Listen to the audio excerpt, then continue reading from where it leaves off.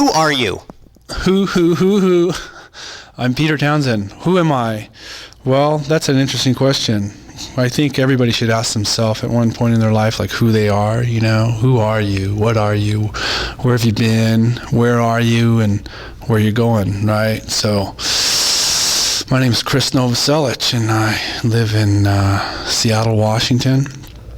And I'm trying to have as much fun as possible. You love monks, don't you? You love chanting. You love monks, don't you, Chris? Because in your new film you've done, The Beauty Process, there's some monks there, aren't there? Well, I don't know if I love monks, man. Monks, yeah. Well, that's just kind of that was just an aesthetic consideration, you know, the whole monk aesthetic. And I should probably just go on this musing about monastic life and the mendicants and, you know, flogging yourself and depraving yourself. And well, you're looking very monkish now with the light and the hat, Chris. Really? Yeah, this is my monk hat. It's I've renounced everything. When did you first meet L7? Because you're here in Vancouver to help promote your brand new movie, your directorial debut, whatever the word is, directorial debut. When did you first meet L7, The Beauty Process? I met L7, I kind of met him in 1988 or 89 in Los Angeles, and then Nirvana did a tour of the UK with L7 back in 1989. Nirvana was a headliner and L7 was the opening band, and they just came off a tour from the continent, and the people who rented them their equipment said Nirvana wasn't supposed to use their equipment because of the reputation we had. So first thing I did is I walked up to the bass player, and Jennifer at the time, and I said, "Hey, can I borrow your bass amp?" And she lent it to me. And in return, you've made this movie. Well, down the road, you know, in 10 years, it just kind of happened. In return, yeah, you know, I was in Suite 75, was opening for L7, and I just brought this camera along, and this film materialized, you know, it just kind of happened. What's really interesting is Nirvana did pretty good through major labels. You did pretty good, but L7 and Suite 75 haven't done as good through major labels. Well, it's just like the crap wheel. It's just, I don't know what to tell you. I think there's a pretty long explanation and a analysis of the situation for the respective bands, and it has to do with, you know, personalities and promotion and the mechanisms of the music industry and how those personalities and their access to promotions can make an impact on a band's career. And but I don't know if we have the time for that kind of analysis. I had to have a chalkboard out or like a grease board with a grease pencil and have all these equations, you know, Nirvana plus expectations plus Krist equals, you know, this or that. And it was just like I could have a whole formula, like some kind of like, you know, math physics professor thing. I can have it all, you know, minus, you know, this equals, you know, where I go. I'm sitting right here talking to you in Vancouver today. What were the expectations of Suite 75? Like, why were you guys dropped from Geffen? Because I find it incredible, you know, thinking about your track record being in Nirvana. No, we're not. We're on Interscope Records now. We were on Geffen, and now we're on Interscope, and I guess it's all mindset, really, and God, I don't know how I could even start. Like, shouldn't they be taking care of you, Chris? How? Oh, God. That's a good question, and I've asked that question, but you know, like Geffen Records that Suite 75 dealt with doesn't exist anymore. So what does that tell you, right? How were L7 screwed by major labels? You asked the right questions, the tough questions too, and you're not pitching any softballs. This is direct journalism at its best, and I'm commending you on it. You know, so how was L7 screwed? L7 was screwed because, I don't know, maybe it was something that had to do with gender, and then if you're if you're a woman in rock, you got to be soft and nice and. Because they were on a couple labels, and wasn't one of the labels they were on actually trying to sue them now? Like, they're trying to sue the label, but the label's trying to counter-sue them? I haven't heard anything like that, and even if I did know about it, I think it'd be inappropriate to comment on it. Was there any kind of particular thing that you kind of learned from L7 when doing your film, The Beauty Process, that you kind of revealed? You found out, you know, art and commerce. Like, what was there anything that they said, perhaps, that, you know, was new to you? Well, it was like a shared experience, and that's like in the end of the film, is when the devil is there and the devil's laying it all out. It's a struggle between art and commerce, right? Because you got to keep the plate on the table no matter how bad you feel. And, you know, songs make us laugh and they make us cry, but that stuff ain't got no place on the bottom line. And speaking of lines, you ladies signed on the dotted one, so that's about taking responsibility for what you did. You know, you signed onto the major label, you know, you went the mainstream route, and it's a volatile world, you know. It's some stuff hits and some stuff doesn't hit, you know. Like Nirvana was, you know, I believe was a very quality band, and it had a lot of mainstream appeal too, and that's what makes Nirvana so unique, I think. And what about like people, Dave, you know, Nirvana kind of is over, and then he's like, next thing you know, playing drums for Tom Petty. Yeah, God bless him. You know, I'm a Tom Petty fan, and I'm sure there was a mutual respect there, musicmanship. Were you jealous at all, Chris? Like, did you have any offers from anybody to play with just ridiculous ones? Because I know Eddie Van Halen, didn't he once want to jam with Nirvana? No, yeah, well, that's a whole other story. Well, some people offered some stuff, but I don't know. I'm just kind of like a homegrown guy. Just going back to the whole major trip is, I don't know. It seems kind of draining. It seems, you know, it didn't. Look what happened to Nirvana. It didn't really work out for Nirvana, did it? And so why should it work out for me in the long run, right? Well, it's nice you've been able to help out other bands, and that you've been able to make this movie, L7, The Beauty Process. What was the camera that you used for this movie? Was it like a sound 8mm one? Exactly, yeah. And I think L7 helped me. This is film. This is film, right. Well, and to just go back on a statement you made, is L7 helped me make this film too, because they've got great music, and they look great, and they sound great, and they got good tunes, and, you know, I love them to death. And so it was, you know, a collaboration as far as that goes. And the camera I use is just this old Super 8mm film camera before video came along and kind of wiped all that whole scene out. It was a sound Super 8 camera, and you can almost still get sound Super 8 film, but it's Kodak has discontinued it, so it's pretty rare. Yeah, because see a lot of people shooting in black and white, no color, you know, basically no sound, but it's neat to see you actually using a sound 8mm camera.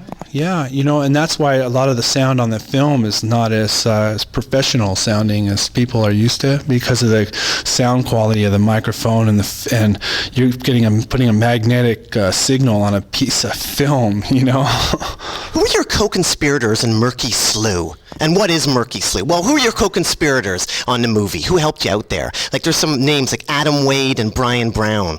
Yeah, those guys were in the film. Adam Wade was drumming for Sweet 75 at the time, and Brian Brown, he's a singer in Bluebird, this band out of L.A. Is that the one with Chip and Tony Kinman? Bluebird. Are they like a Revelation straight edge band? No, they're not. They're a rock band. Does he have a girlfriend named Cecil Seaskull? No, his girlfriend's Danita Sparks. Oh, okay, because I just remember there was a band called Bluebird from L.A., and I know this girl called Cecil, nerdy girl, and she said she married some guy because he was a Canadian, and he was in a band called Bluebird. I think it was Bluebird. I was thinking of Blackbird. That was one of the bands I was thinking of with Chip and Tony, but okay, he was the drummer then? Adam was a drummer. Adam was a drummer, okay. Yeah, and Brian Brown, yeah. You know, I just approached them. I need a person in the film, and, you know, you want to do the script. Everybody wants to make a film. Everybody wants to be in a film, and so that's what the beauty process is all about. You know, Aaron and I over there, we edited and dragged him into this whole... You know, you're wondering what Nirvana did. Well, I think you also helped destroy major labels in a way. You know, you actually did that, Chris. How do you figure? Well, you guys hit, and then a lot of bands fell down. Like, I remember, Chris, where I was when I heard Smells Like Teen Spirit on Beach Avenue in Vancouver, BC, Canada. My friend, actually, Paul, had driven all the way down to Cellophane Square in Bellingham and bought the single and played it on his radio show, and I remember exactly where I heard it. But I later on did an interview with Janie Lane of...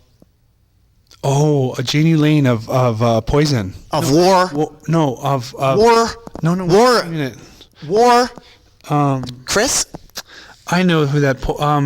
Warrant. Cherry Pie. Yeah, Warrant. Janie Lane of Warrant. I'm like, Janie, do you know where you were when you heard Smells Like Teen Spirit? And he did, exactly. He was on Melrose Avenue, driving there. And right after that, you know, pretty much they got dropped from a record label. So you've helped destroy record labels by being in Nirvana.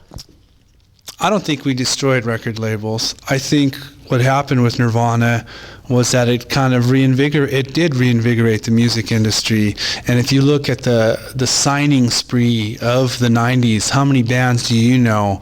I mean, it wasn't really a big deal for... Where's Paw? Remember that band Paw? I don't remember Paw. That's what I want to know. Where's Paw? They were like this big talked about thing. But I mean, Nirvana did pretty good, signed to major labels, and you helped destroy some major labels by I agree with you. I don't think we destroyed major labels. Oh, what I mean is it was funny. You brought these bands down. You helped bring these bands down. Here's the deal. In like 1917, in Russia, there was a revolution, right? And the people who brainstormed that revolution fell to the wayside. Like Trotsky got an ice pick in his head, and Lenin, he dropped dead, right? And so who took over? It's like Joseph Stalin did.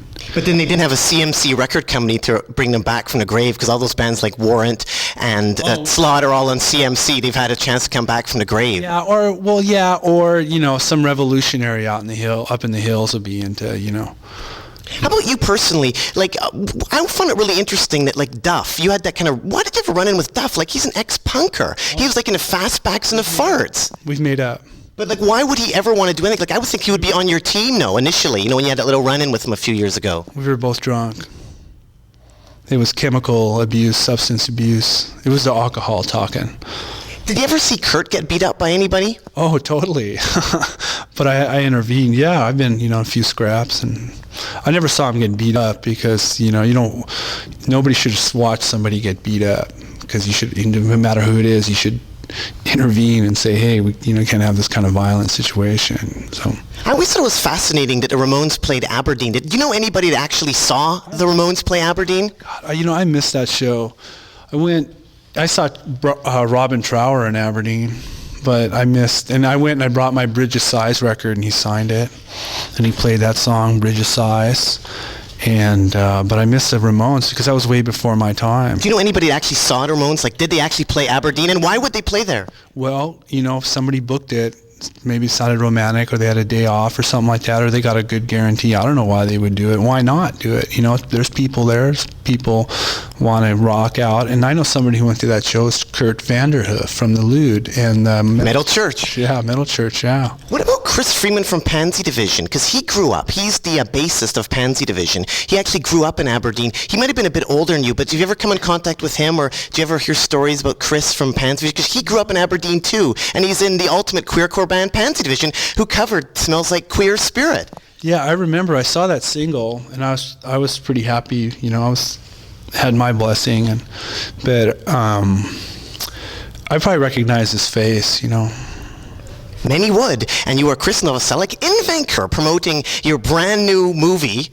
L7, The Beauty Process, Live 10. Which is playing this weekend here in Vancouver at the Blinding Light.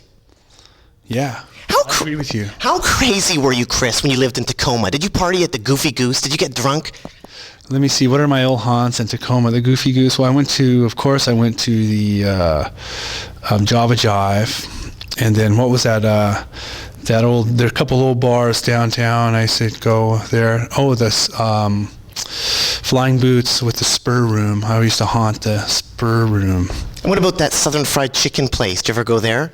Which one? It was like one of those great Southern Fried Chicken places in Tacoma. I don't think I was eating chicken back then. Do you remember the Goofy Goose? Because they had the great hamburgers there. I think so. Was that kind of down off of Highway 99 there in that little valley, the Nally Valley? It smells like pickles. That's where they were invented. That's amazing. Nally chips. Nally chips, right. Well, you were born in Compton? I was born in Compton, California. Like, is this in like Compton, like straight out of Compton? Compton, yeah. Now, Chris, how long did you live there? Oh, I don't know, a few months. My parents lived there, and we moved to San Pedro, California, Mike Watt, and then we moved to Aberdeen, Washington, all these famous places. And Yiva, is that how you say her name, Yiva, Las Vegas? Yiva, yeah. She's from Compton too, or she's from LA? Like, did your paths cross at all back then? Well, kind of. No, she was in San Pedro for a while. She's from Caracas, Venezuela. Wow. Yeah, she's from Venezuela. But she was living in LA too. Was she ever at this? No, we never crossed paths until like 1994. Did she ever see Nirvana at all? I don't think so. No, she never saw Nirvana. When you threw your bass way high up in the air that time, how hurt did you get? Oh, I had a bloody face. Yeah. So I hit my head. This is on the MTV Music Awards or something like that, right? Right. And I hit my head, and I just kind of like walked off stage, and then everybody's staring at me, and I was like bloody, and then I walked in the bathroom, and I think like Boys to Men or something like that were getting ready to go on, and they're like, "Oh my God, what's wrong with you?" I'm like, "What?" And I look in the mirror, I'm like, "Holy shit!" I was just like all bloody, and then I put an ice pack on there, and then some aide person came and gave me an ice pack, and then I walk outside, and there's Brian May from Queen with a glass of champagne, and he hands it to me. I'm like, "Oh, hey, how you doing?" So I'm sitting there with the ice pack drinking champagne, and then Dave heard that I was in trouble, and he's looking around all place, "Where's Chris? Where's Chris?" And he turns around the corner, and I'm sitting there having champagne with Brian May from Queen, right? So that was a good deal. Oh, and I couldn't think of a better ending for a story. That's incredible. Was Pat Smear jealous about that at all? Because he loves Queen. Did he ever get to meet Queen? No, yeah, he was, man, Freddie Mercury has had a big impact on Pat Smear's life, yeah.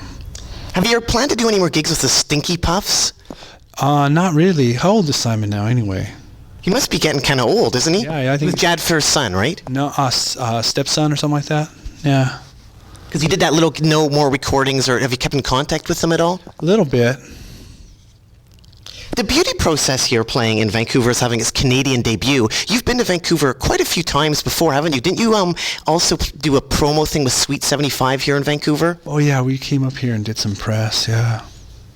And how was the Canadian tour, the one you did before that with Nirvana? What do you remember about like Canada at all? What do you remember? Do you remember about Alberta, or do you remember, where did you go? Like, do you remember anything about that tour? I remember Toronto and Montreal. I remember in 1990 Nirvana came up and played Calgary or Edmonton, perhaps? Calgary and Edmonton, then Vancouver, and then Victoria. Do you remember anything about the gigs? Because there's all these people that claim they're at these gigs. Were they well attended, or was... They weren't very well attended at all. Maybe the Vancouver one, I think we played at the Aragon Ballroom, is it? No, well, there's the Commodore Ballroom. Commodore Ballroom, right, with the rubber floor.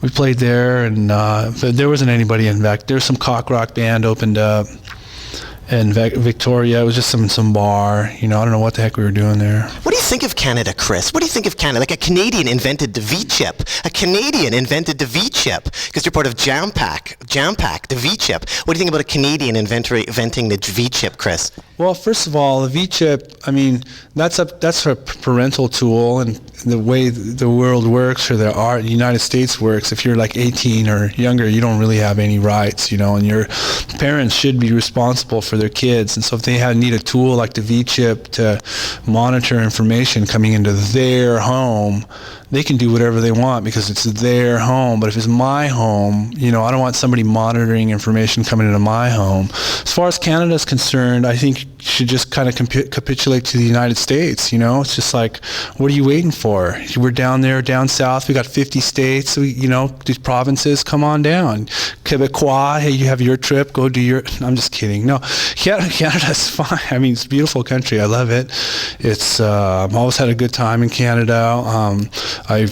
Canada was bold in taking the initiative and adopting the metric system when the United States just couldn't get it together and do that. And Canada also helped you mix your Nirvana Nishka album. Wishka, that's right. We did. Yeah, tell me about that, Chris. It's quite interesting. Like Chris of Nirvana, Chris and Dave of Nirvana come up to Vancouver and mix in Bryan Adams' home studio. Who'd ever thought that Bryan Adams and Nirvana would mix together?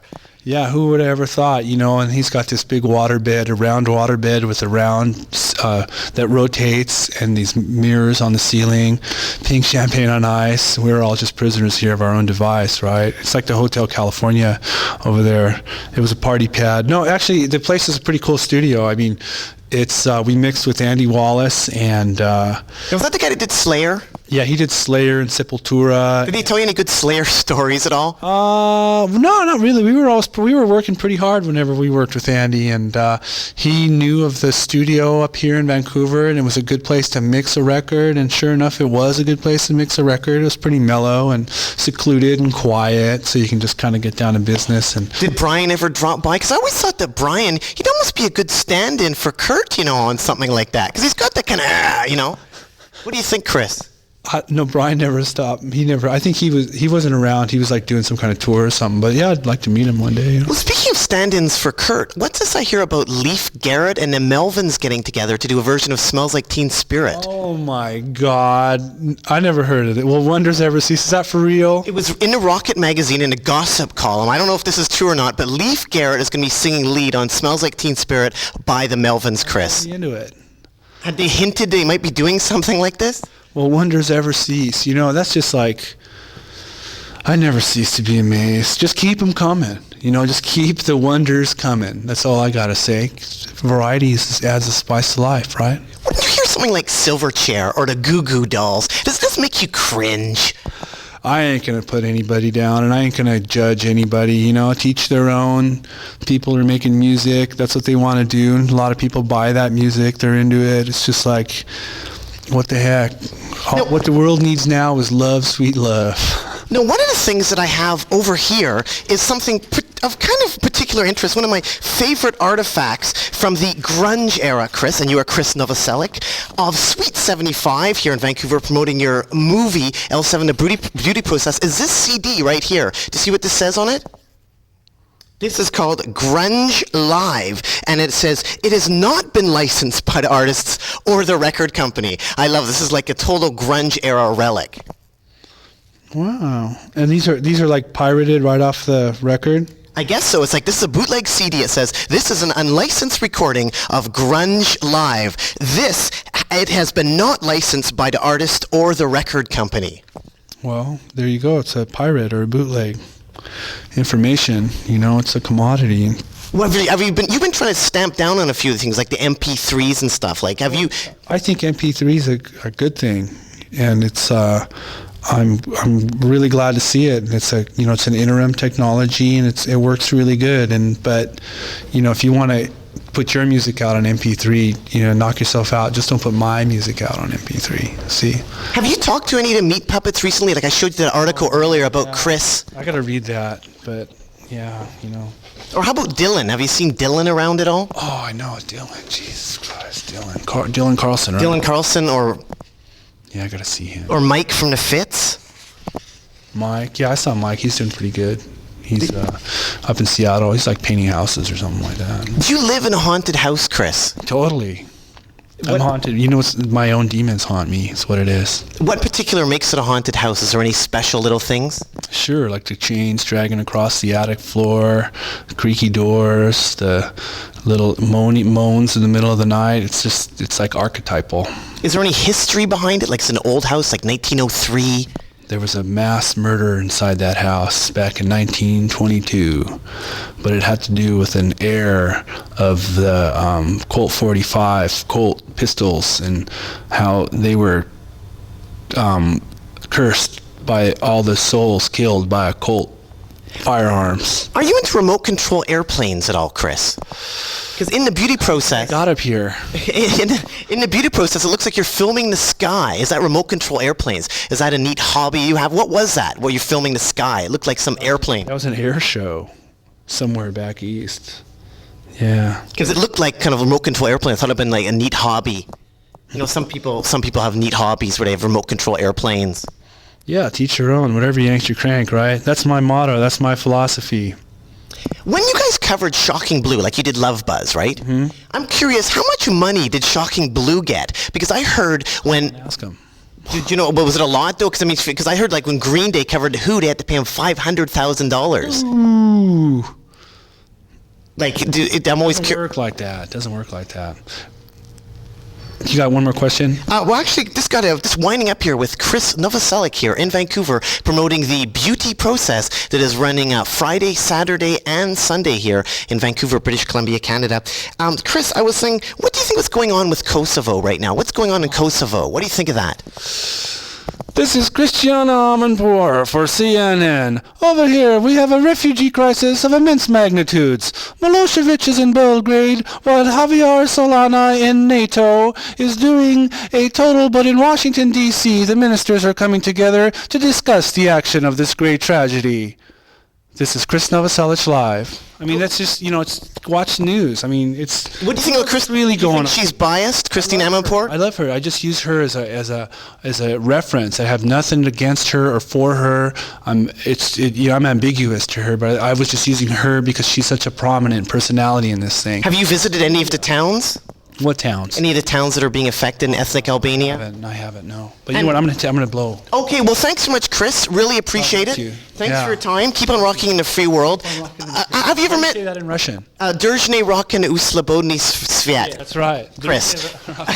Oh, Chris, has Chelsea Clinton ever come to any of your gigs before? She's coming tonight, right? Have you ever met? Do you think she could help make any difference with Sweet 75? That's what we're looking to. We're just looking to make a difference. Because if you made a difference in your life, in your world. Oh, Chris, and lastly, keep on rocking in the free world. Krist Novoselic and doot doodaloot doo. Dude.